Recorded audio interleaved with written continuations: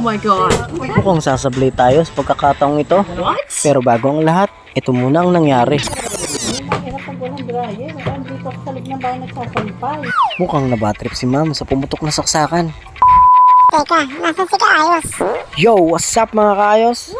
Siyempre, hindi ako lalapit sa mga tools ko kung wala akong gagawin ngayong araw. Let's go. Ihahanda ko na yung mga tools na gagamitin ko for today's video. Dadalhin ko ang aking combination screw, Allen set, cutter at flies, at syempre hindi pwedeng kalimutan ang aking pangmalakasang automatic tester ni Inco.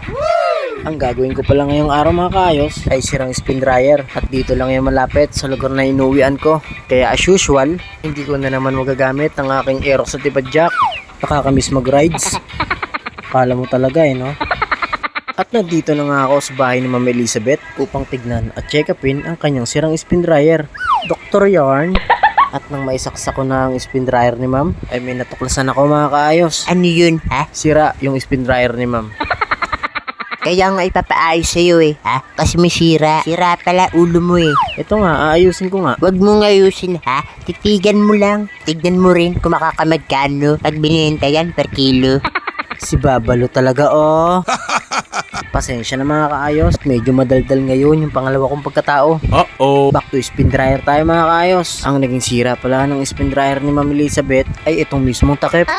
Gumagana naman daw minsan pero katagalan naglolo ko. At nang malaman ko na ang dapat ayusin mga kaayos ay binaklas ko na ito paunti-unti para sirain. What? Ang ibig ko sabihin para ayusin.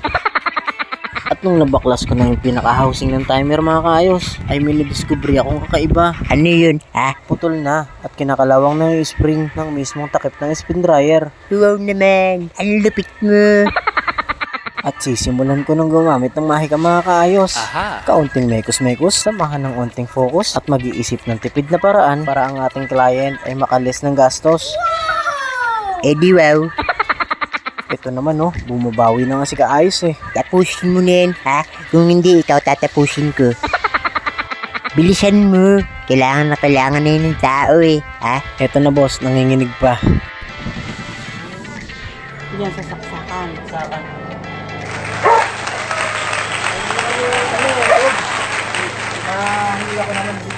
Akala ko may problema sa dryer. Sa extension pala, napansin ko na naglulus yung isang salpakan kaysa kabila ko yung sinaksak. Bakit yan mo pa sinaksak? Naglulus pala Papahirapan mo pa si ma'am ha? Kalma lang boss, magantay ka lang at hinahanap na ni Sir Jimmy yung nakatagong extension. At habang hinahanap na ni Sir Jimmy yung pamalit na extension, ito ang sabi niya kay Ma'am Elizabeth.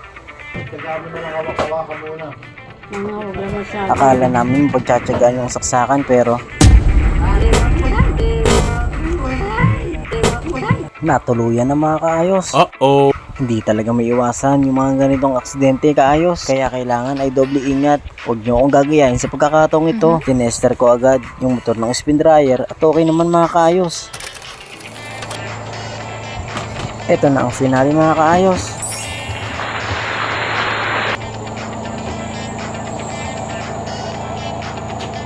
Mukhang natuwa naman si ma'am sa kapalpakan ko. Sa trabahong natapos ko. Thank you. Okay, sir. Goods na mga kaayos. At sa mga nais mo lang magpagawa ng mga nasira yung appliances, i-PM nyo lang ako. Hanggang dito na lang mga kaayos. Maraming salamat po sa panonood.